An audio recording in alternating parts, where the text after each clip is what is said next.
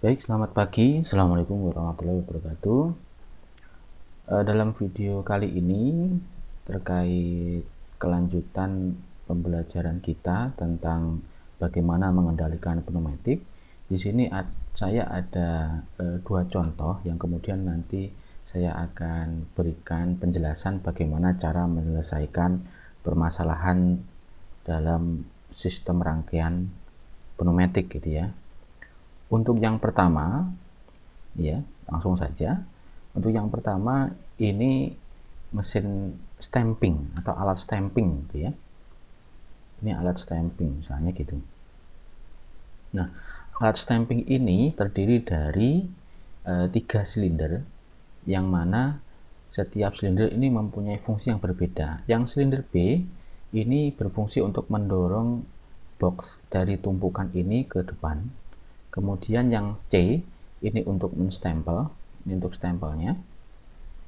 Kemudian yang A ini untuk mendorong box yang sudah distempel keluar dari area stampingnya ini sehingga menuju box yang bawah ini, gitu ya. Nah, kemudian bagaimana cara merangkai dengan metode elektropneumatik, begitu ya. Jadi kombinasi antara pneumatik dengan elektrik. Nah, elektrik di sini menggunakan fungsi relay untuk mengendalikannya, gitu ya. Nanti untuk lebih sederhananya menggunakan PLC sebenarnya. Nah, untuk menggunakan relay, karena ini sederhana, bagaimana? Yang pertama kita harus tahu diagram gerakan dari sistem ini, gitu ya. Diagram gerakannya bagaimana? Dibaca langkah kerja dari sistem ini. Silinder B ini berfungsi untuk mendorong bagian bawah dari tumpukan plat dan mencekam plat. Nah, berarti karena ini ada 3 silinder gitu ya, saya akan membuat kolom dan baris di sini.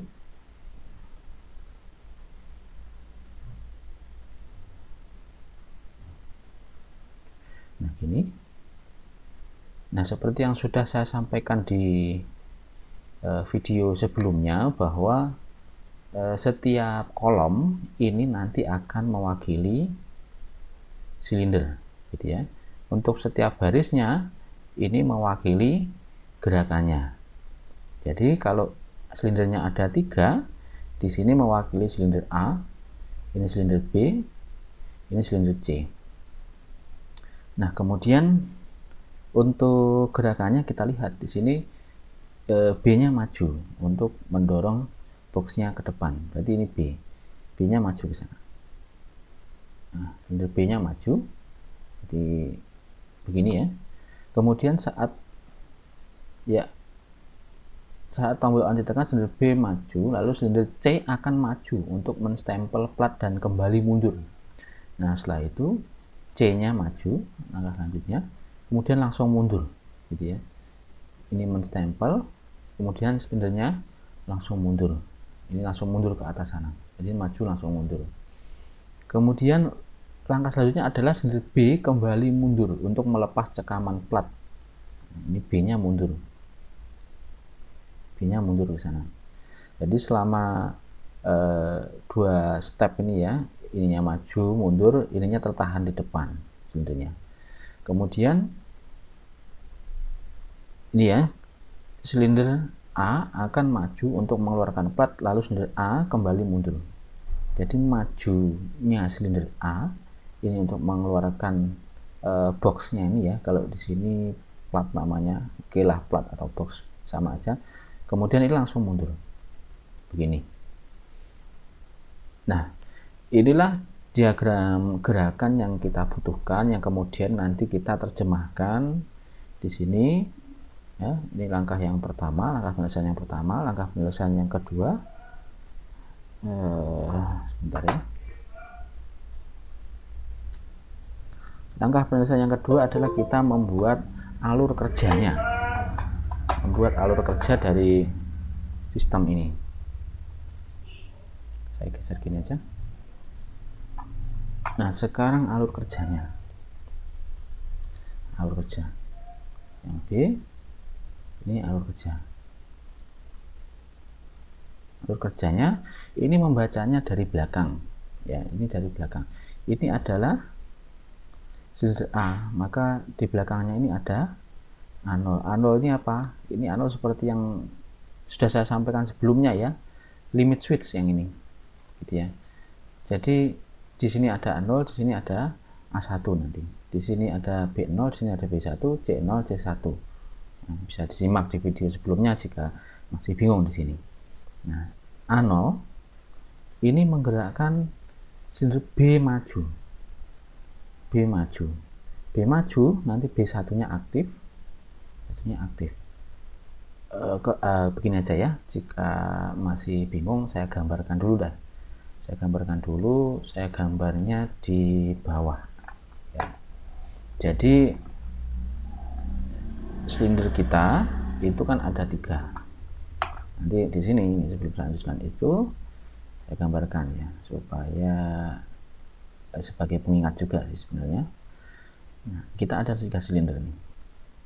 Ini sebenarnya langkah yang terakhir begitu ya, tapi nggak apa-apa, saya gambarkan di sini. Nah, ini di sini tuh ada limit switch A0, ini ada limit switch A1. Ini untuk silinder A. Nah, untuk silinder B ini juga mempunyai limit switch. Limit switchnya saya namakan B0 dan B1. Ini untuk silinder B. Untuk silinder C sama seperti itu, saya akan namakan untuk limit switchnya ini C0 dan C1 begini ya. Ini silinder C. Ini maksudnya A0 A1 ini adalah limit switchnya begitu. Nah, oke, kita kembali ke atas. Oke, ini kita perhatikan ini dulu ya. A0 di sini ya, membaca dari belakang, saya ulangi lagi. Kemudian menggerakkan B maju. Kalau B maju berarti B1-nya kan aktif yang di sini. B1-nya aktif. Kalau B1 aktif, ini menggerakkan apa? Menggerakkan C maju. C maju. Nah, ini C maju ke sana. C maju, nanti C1-nya akan aktif ini. Menggerakkan langsung C mundur. Langsung C mundur. Kalau C mundur, ini C0 ya, ini C1, ini B1. C mundur berarti C0-nya aktif. Kalau ininya mundur, C0-nya akan aktif lagi. Oke, kemudian menggerakkan apa? Ini setelah C-nya mundur, B-nya mundur. Ini B-nya mundur. Kalau B-nya mundur, ini ke sana, maka B0-nya ini adalah kan aktif limit switch-nya. Karena yang dipakai di sini adalah NO semua ya. Ini NO. Ini LS yang NO. LS yang NO. Sehingga kalau belum tertekan dia tidak aktif begitu. Nah, B0. Kemudian ini B-nya mundur ya. Kemudian apa selanjutnya? Ini. Setelah itu adalah gerakannya A maju. A maju. Kalau A-nya maju berarti A1-nya aktif. A maju berarti A1-nya aktif. Sehingga kemudian langkah terakhir adalah silindernya akan kembali mundur. Kalau mundur, A-nya mundur, A0-nya aktif lagi. Jadi kembali ke siklus awal ini. Nah, kemudian ketika kita tahu bahwa satu silinder ini bergerak maju, kemudian langsung mundur, ini kita harus pisah dengan saluran. Ya, harus pisah dengan saluran. Sehingga di sini di C1 ini saya akan pisah, di A1 juga saya akan pisah dengan saluran. Sehingga saya memiliki 3 saluran. Ini 1, 2, 3. 3 saluran dalam penyelesaian sistem untuk stamping tadi ya. Itu. Sama di sini juga di C1 ini saya akan pisah, di A1 ini saya juga akan pisah. Di sini ya. Saya pisah sehingga ini ada 3 saluran. Ini saluran 1, ini saluran 2, ini saluran 3. gitu ya. Jadi ada 3 saluran di sini. Oke, kita tahu ini. Nah, saya bilang di awal bahwa untuk penyelesaian ini kan kita menggunakan bantuan relay begitu ya, menggunakan bantuan relay, sehingga untuk menentukan berapakah jumlah relay yang dibutuhkan, sederhananya tuh seperti ini ya. Saya menggunakan, ini ada CR1 ya, di sini ada CR2, CR3, CR4, CR5, CR6, CR7, gampangnya tuh gitu. Sehingga saya membutuhkan jumlah relaynya sampai dengan CR7 ya. Setiap desainer rangkaian ini pasti beda-beda, cuma untuk menyederhanakan penjelasan saya juga akan menyampaikan sesuai dengan apa yang saya ketahui begitu ya. Namun sebenarnya ya tidak fix seperti ini, yaitu pasti beda-beda untuk setiap desainer dari penyelesaian sistem yang seperti ini begitu ya. Ini versi saya, sekali lagi ini versi yang saya ajarkan di dalam kelas. Nah, ketika kita sudah menyelesaikan diagram gerakan, kemudian diagram atau alur kerja, kita cek kembali jika sudah sesuai gitu ya. Saya akan cek kembali. Nah, jika sudah sesuai atau betul, maka kita bisa lanjutkan untuk yang C ya, yang bagian C ini belum saya tulisi. Yang C adalah apa? Rangkaian, diagram rangkaian. Saya nyebutnya itu sebagai diagram rangkaian walaupun itu bentuknya bukan diagram gitu ya. Nah, ini yang langkah C. Saya pindah sedikit ke sini.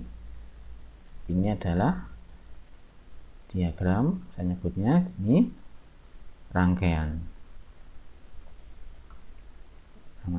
Oke. Nah, yang perlu kita ketahui adalah dalam perancangan dari sistem ini, untuk penyelesaiannya kan kita sementara ini harus menyesuaikan dengan trainer yang ada di lab kita, sehingga untuk itu pemilihan katup ini juga saya sesuaikan gitu ya. Katupnya yang di lab itu menggunakan katup 5/3 gitu ya.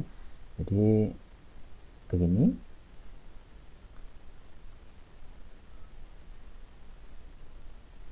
Ini bagian initial posisinya itu saya taruh tengah ya, kemudian ini gini,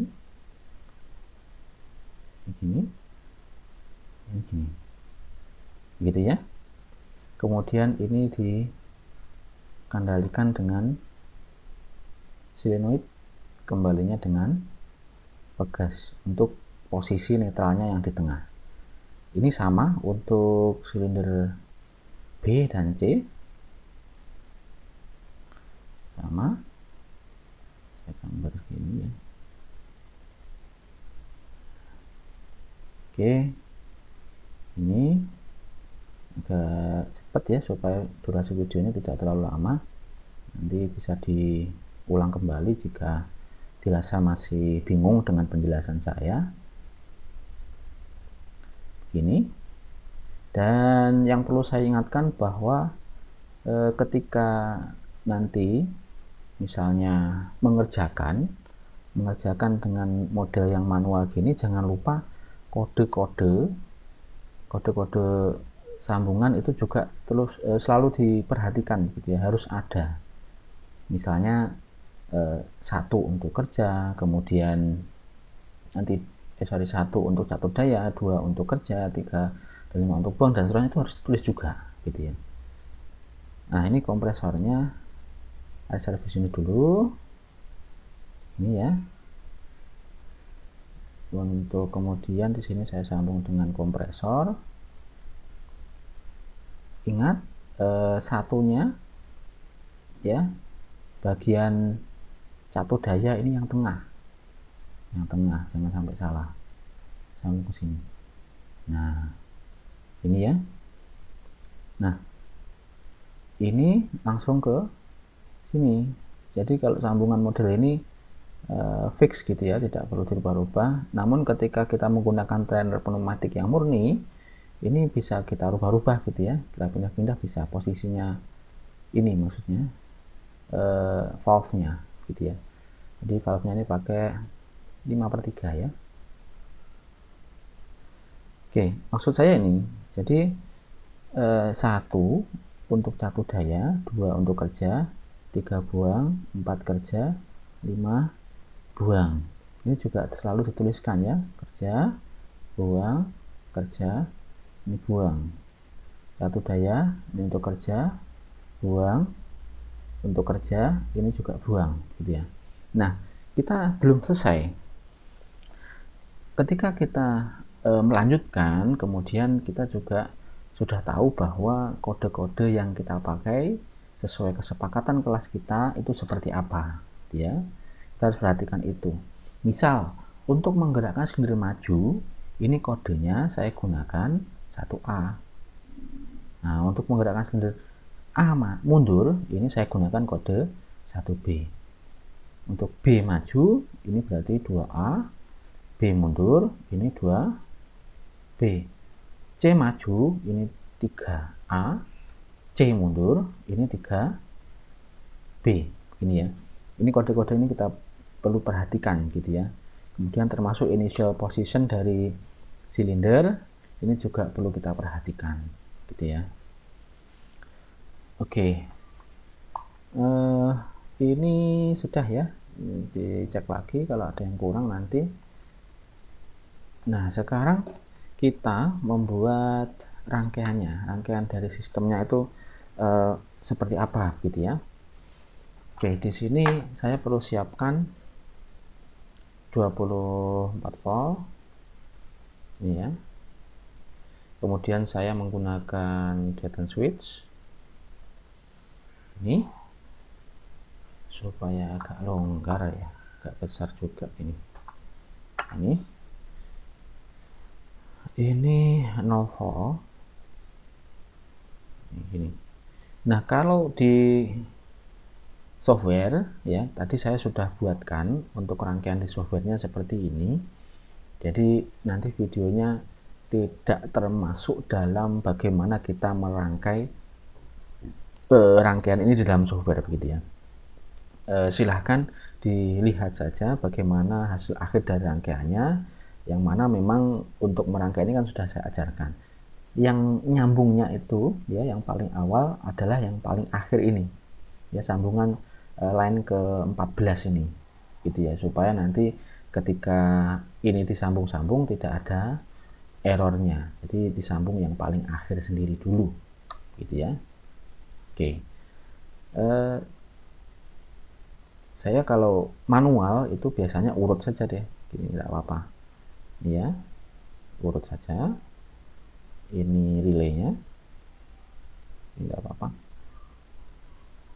ini relaynya, ini data switch, ini posisi awal tadi ya, posisi awalnya itu di apa. Supaya cepat saya tahu di atas ya, kita cek. Saya tahu di atas ini salurannya itu ada 3. Saluran ada 3. Saluran utama itu saya menggunakan seperti ini ya. Mana ini ya. Saluran utamanya seperti ini. Setiap saluran itu terdiri dari relay normally open dari relay sebelumnya gitu ya. Kemudian selalu ada pengaman di sini. Kalau ada pengaman untuk memutuskan tegangan yang terjadi ketika saluran lain itu bekerja. Kemudian di sini ada relay lagi. Ini saya agak naikkan ya, supaya nanti ketika ada sistem lain di sebelahnya itu bisa terakomodasi terhadap jarak yang saya sudah buat di bawah ini gitu ya, karena jaraknya tidak terlalu panjang. Nah, begini, ini satu saluran gitu ya, kayak gini itu satu saluran ya. Jadi ini untuk kemarin yang sudah saya jelaskan. Ini untuk scaffoldingnya. Scaffoldingnya tuh ini scaffoldingnya untuk mengholding yang saluran ini. Nah ini nih, yang di sini ini saluran utama, ini saluran 1. Nah untuk kemudian selanjutnya di sini nanti ada saluran 2, saluran 3, gitu ya. Jadi ada 3 saluran.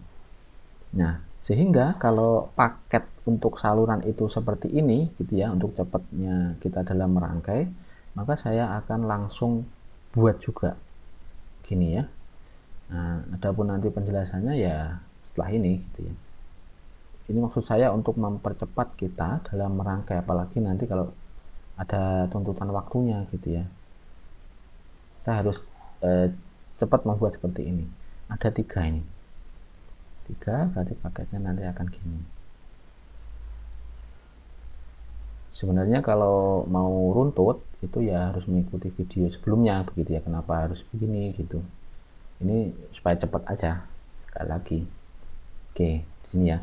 Kalau di relay kita itu nanti di sini ada A1 A2-nya gitu untuk semua relaynya.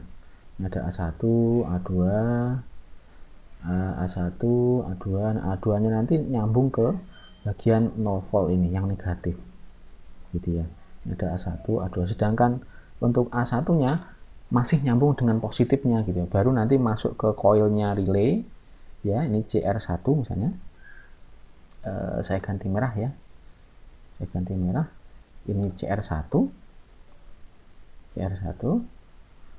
Maka untuk yang di atas ini masih nyambung dengan yang positif 24 volt, yang bawahnya setelah masuk koilnya ini langsung masuk ke negatif, begitu ya. Oke, sebelum saya lanjutkan kita langsung baca sistemnya ya. Sistemnya kita langsung baca.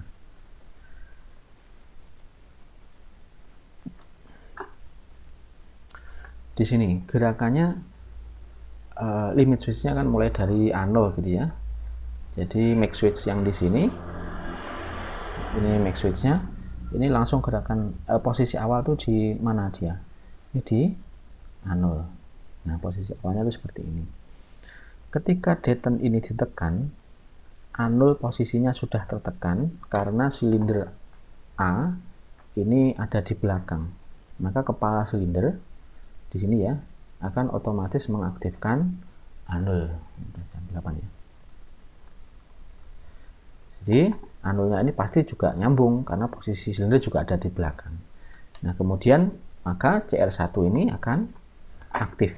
CR1 aktif, normally open dari CR1 ini juga aktif.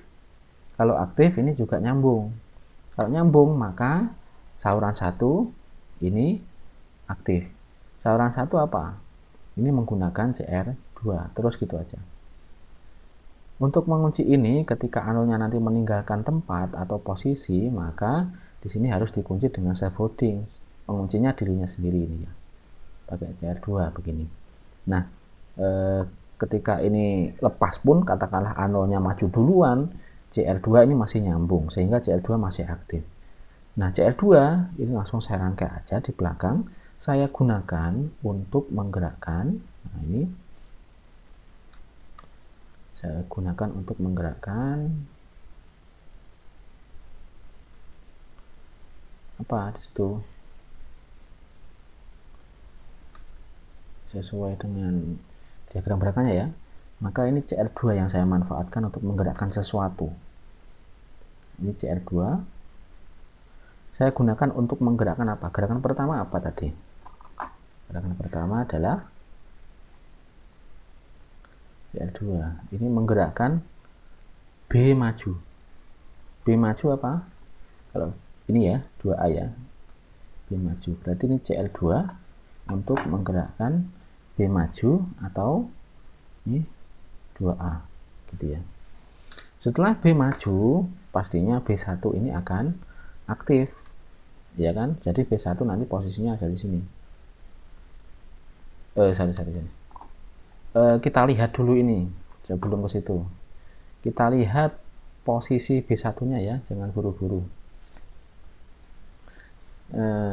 kita lihat posisi B1-nya. Apakah B1-nya ini pemindah saluran? Enggak. B1-nya ini adalah penggerak silinder. Saya tulis di sini ya. Ini penggerak silinder. B1 penggerak silinder, C0 juga penggerak silinder, B0 penggerak silinder. Ini langsung cuma 3 nya penggerak silinder ya. Ini penggerak silinder. Kenapa saya bisa bilang penggerak silinder? Karena dia ini tidak berfungsi sebagai pemindah saluran. Nah, pemindah saluran yang ini, yang terhubung dengan pemisah saluran ini. Sehingga untuk limit switch A0, kemudian C1, A1, ya, ada 3 ini. Ini merupakan pemindah saluran. Gimana ini? Sana ya. Nah, ini ke sana. Ini adalah limit switch pemindah saluran. Gampangnya tuh gini, kalau kita sudah masuk ke rangkaian gitu ya. Nah, sorry. Kenapa ini kegeser? Pakai mouse ya. Oke. B1 ini kan tidak berfungsi sebagai pemindah saluran, sehingga posisi B1 ini di bawah saja. Di bawah sini, saya letakkan di bawah sini itu bisa. Tidak perlu dia itu pindah saluran, dia masih ada di saluran 1, sehingga posisinya itu ada di sini B1. Ini.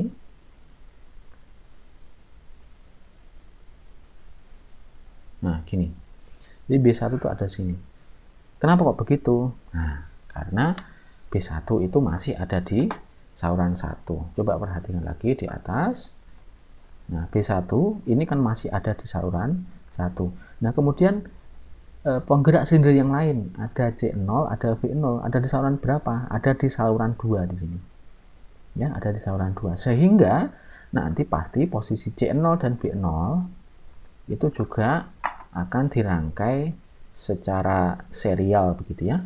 Di sini. Jadi di sini ada 2 berarti ya. Karena ada 2 gerakan itu tadi. Nah, akan gini. Nah, gini toh.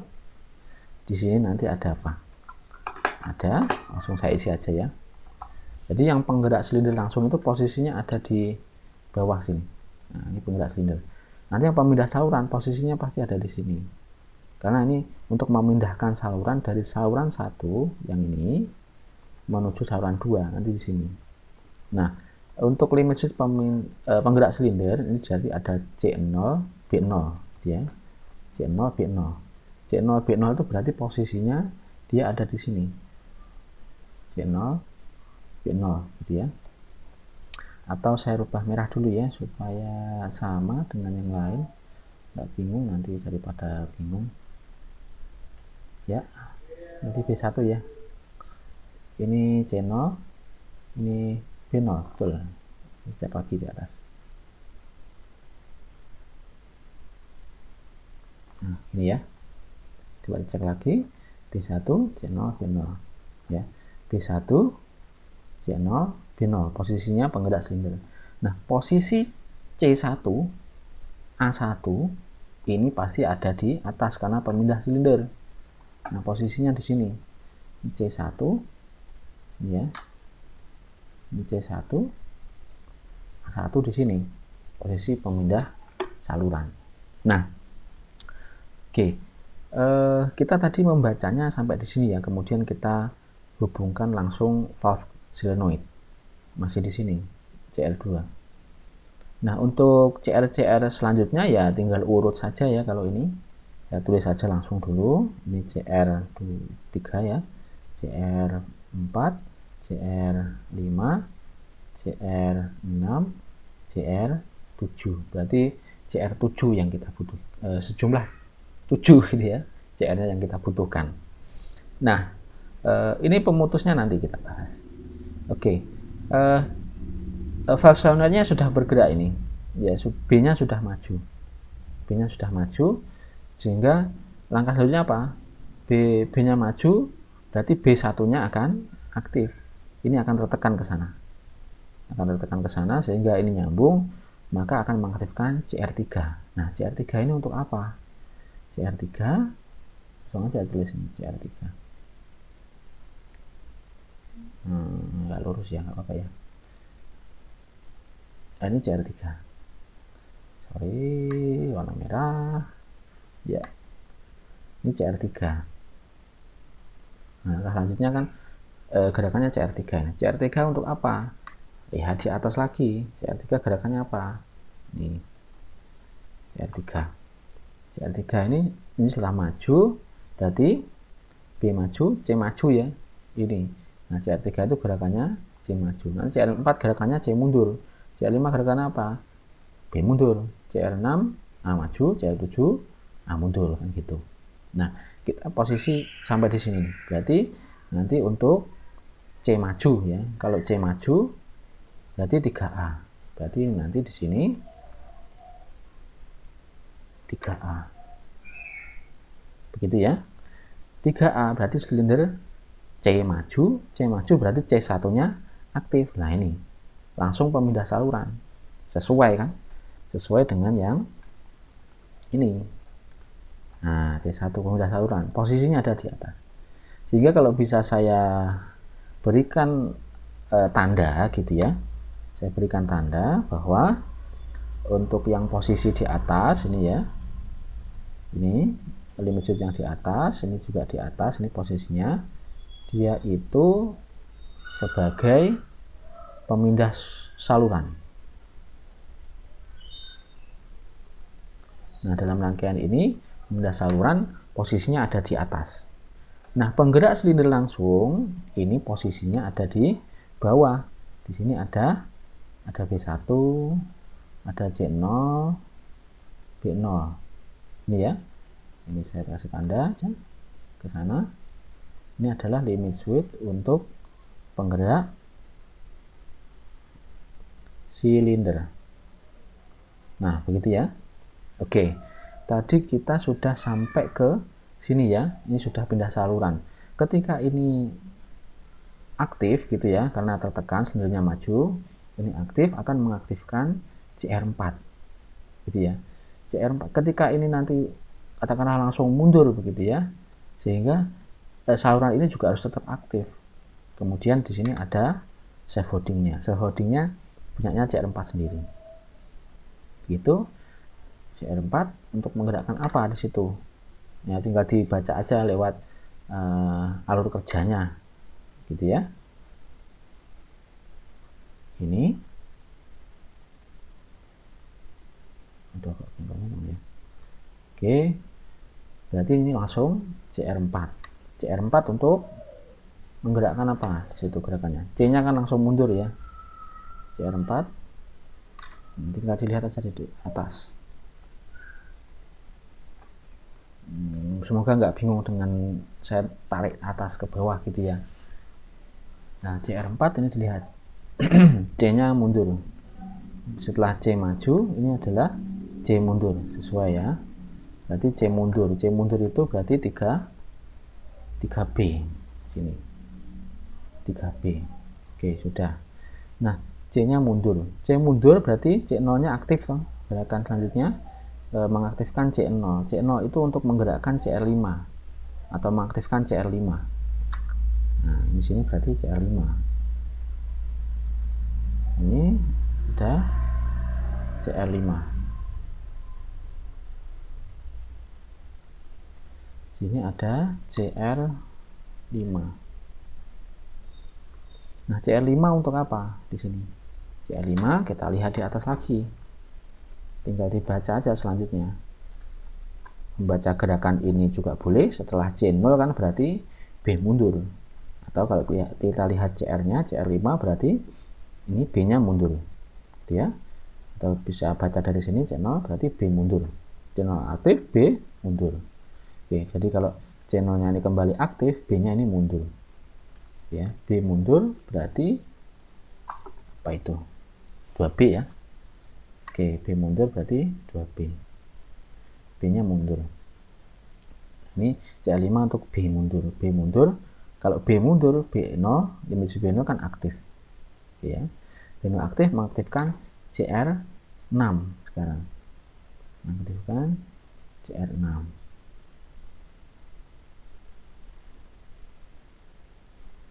Ini CR6-nya aktif. CR6 aktif untuk menggerakkan apa? Dibaca lagi selanjutnya.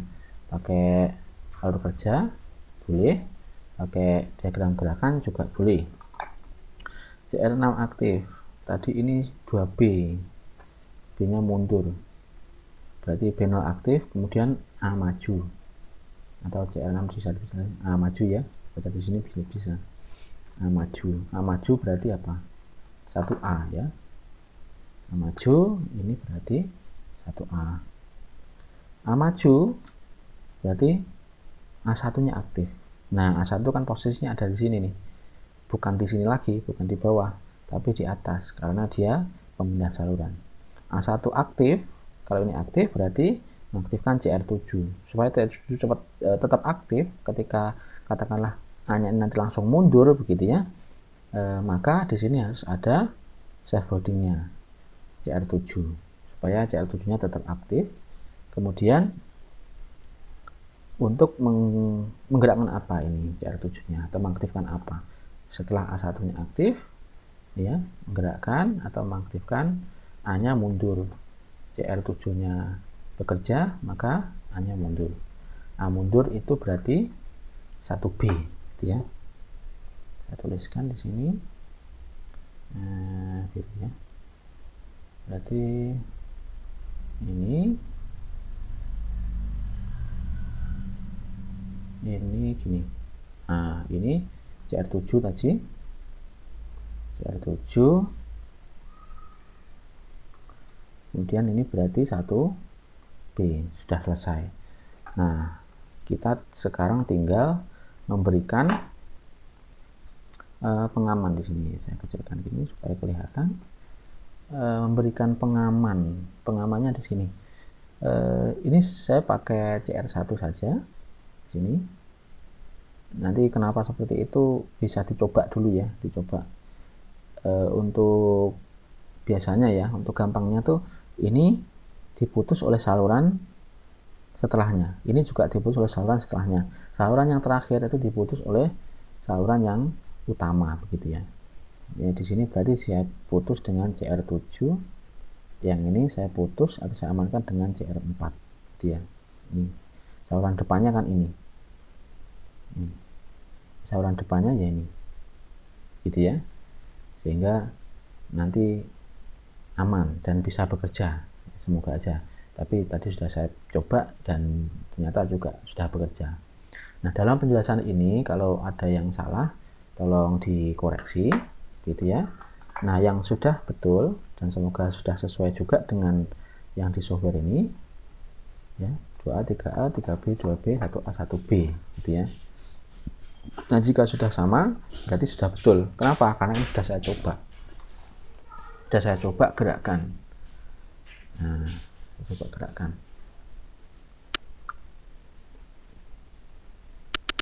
Ya, B maju, C maju, C mundur, B mundur, A maju, A mundur. B maju, C maju, mundur, A maju, A mundur. Nah, ini berarti sudah bekerja ya, sudah sesuai. Sudah sesuai dengan requirement atau langkah kerja yang sudah ditetapkan di atas tadi. Nah, demikian untuk panduan bagaimana menyelesaikan permasalahan yang alat stamping seperti ini. Nah, untuk video selanjutnya nanti coba saya berikan contoh yang kedua. Ini untuk drilling dan mungkin untuk boring gitu ya. Drilling dan boring. Oke, demikian. Terima kasih. Assalamualaikum warahmatullahi wabarakatuh. Selamat pagi.